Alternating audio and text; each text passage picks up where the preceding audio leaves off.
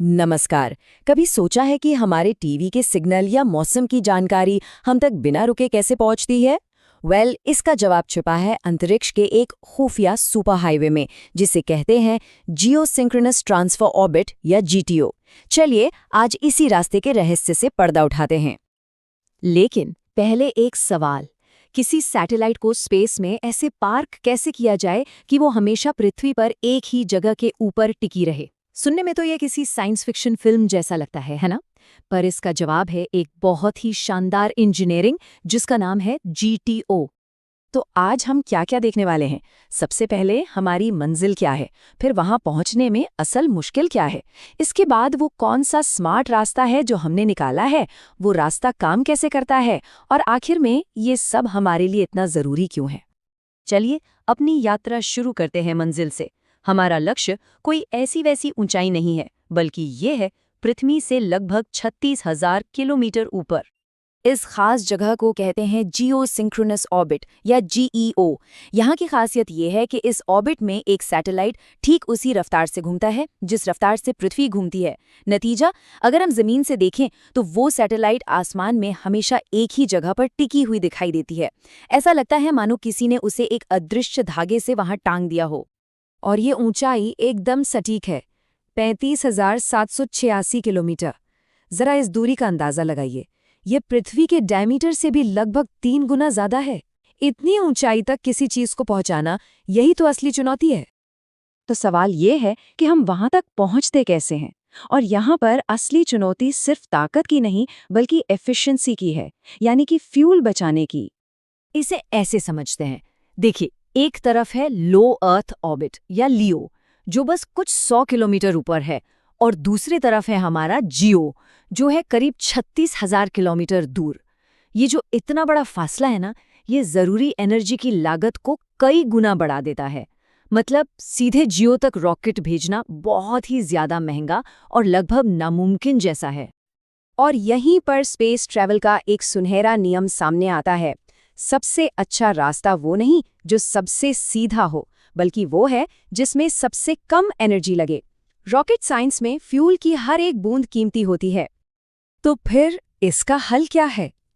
हल है एक बहुत ही स्मार्ट, एक घुमावदार रास्ता, एक तरह का कॉस्मिक सुपर हाईवे जो सीधा नहीं बल्कि अंडाकार है।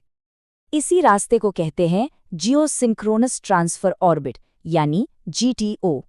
सीधे शब्दों में कहें तो ये एक अंडाकार ऑर्बिट है जो एक सैटेलाइट को नीचे वाले शुरुआती ऑर्बिट से उठाकर उसके फाइनल ऊंचे वाले जियोसिंक्रोनस ऑर्बिट तक पहुंचाने का काम करता है। ये दो ऑर्बिट्स के बीच एक बहुत जरूरी पुल की तरह है।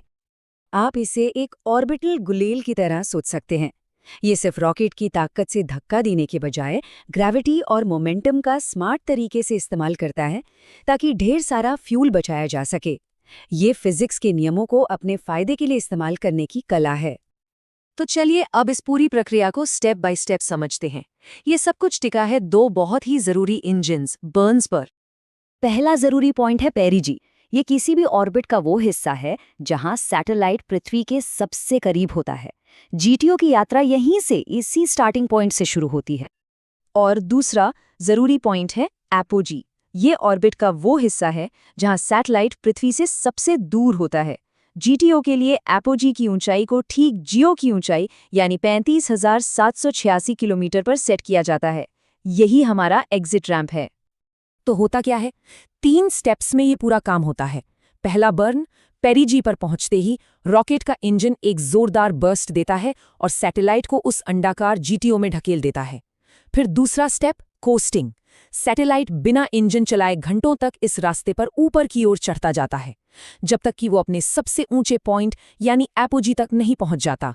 और फिर तीसरा स्टेप, दूसरा बर्न। एपोजी पर पहुंचते ही सैटेलाइट का अपना छोटा इंजन चालू होता है, जो ऑर्बिट को अंडाकार से गोलाकार बना देता है और उसे उसके फाइनल जियो में लॉक कर देता है। तो इतनी मेहनत, ये पूरा ऑर्बिटल डांस, आखिर उसका फायदा क्या है? ये स्पेस इंडस्ट्री में एक स्टैंडर्ड तरीका क्यों बन गया है? देखिए, इसके फायदे बहुत बड़े हैं। सबसे पहले तो इससे बेशुमार फ्यूल बचता है, और जब फ्यूल बचता है तो हम छोटे और कम पावरफुल रॉकेट्स इस्तेमाल कर सकते हैं। इसका सीधा मतलब है कि हम ज़्यादा भारी और बेहतर सैटेलाइट्स स्पेस में भेज सकते हैं। और सबसे ज़रूरी बात, इससे पूरे मिशन का खर्चा और तामझाम कम हो जाता है, जिससे आज का मॉडर्न कम्युनिकेशन मुमकिन हो पाया है। तो असल में जीटीओ हमें ये सिखाता है कि ऑर्बिटल मैकेनिक्स में सबसे अच्छा सॉल्यूशन वो नहीं जो सबसे ताकतवर हो, बल्कि वो है जो सबसे स्मार्ट और एफिशिएंट हो। ये सिर्फ एक रास्ता नहीं है, ये इंजीनियरिंग का एक बेहतरीन नमूना है। और ये सब हमें एक बहुत ही दिलचस्प सवाल पर लाकर छोड़ देता है। जैसे जैसे पृथ्वी के आसपास का स्पेस और भी ज्यादा भीड़भाड़ वाला होता जा रहा है, हमें भविष्य में और कौन से नए ऑर्बिटल सुपर हाईवे बनाने की जरूरत पड़ेगी? सोचने वाली बात है ना।